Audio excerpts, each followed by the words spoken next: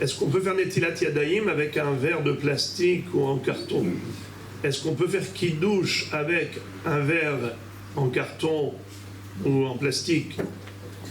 C'est-à-dire la question fondamentale, est-ce que c'est considéré comme étant un Keli ou pas? Alors le Rav Moshe Feinstein Zatzal, qui était un grand possèque aux États-Unis, a dit que non, ce n'est pas valable, ce n'est pas bon. Pourquoi? Étant donné qu'il est jetable et non durable, il n'a pas l'importance d'un Keli Shalem. Nous savons que pour le Kiddush, par exemple, ou même pour Netilat Yadayim, il faut que le Keli soit entier, parfait. Alors il dit, quel est le problème d'un Keli qui est abîmé? C'est parce que quand il est pagoum, il n'est pas hashuv. Il faut que ce soit un Keli hashuv. Et quand il est abîmé, c'est un Keli garoua. Quand on exige pour le cause du Kiddush un Keli qui n'est pas abîmé, ça veut dire qu'il faut un Keli hashuv. Alors il dit en carton ou en plastique, on va jeter immédiatement après l'utilisation, c'est encore moins qu'un Keli normal qui est abîmé. C'est comme ça qu'il a disqualifié donc les verres en carton et en plastique pour tout ce qui requiert un Keli, comme le kos du Kiddush, comme le Keli pour la Netila.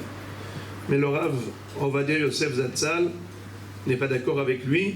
Il cite déjà le Aznid Berou qu'a écrit le Rav Binyamin Zilber Zatzal, qui contredit le Rav Moshe Feinstein. Et il dit que ce n'est pas comparable. Un Keli abîmé, c'est un Keli abîmé, mais un Keli parfait, c'est un Keli parfait, même s'il est jetable, car il a été fabriqué pour cette utilisation. Et il répond aux critères, c'est-à-dire on veut l'utiliser.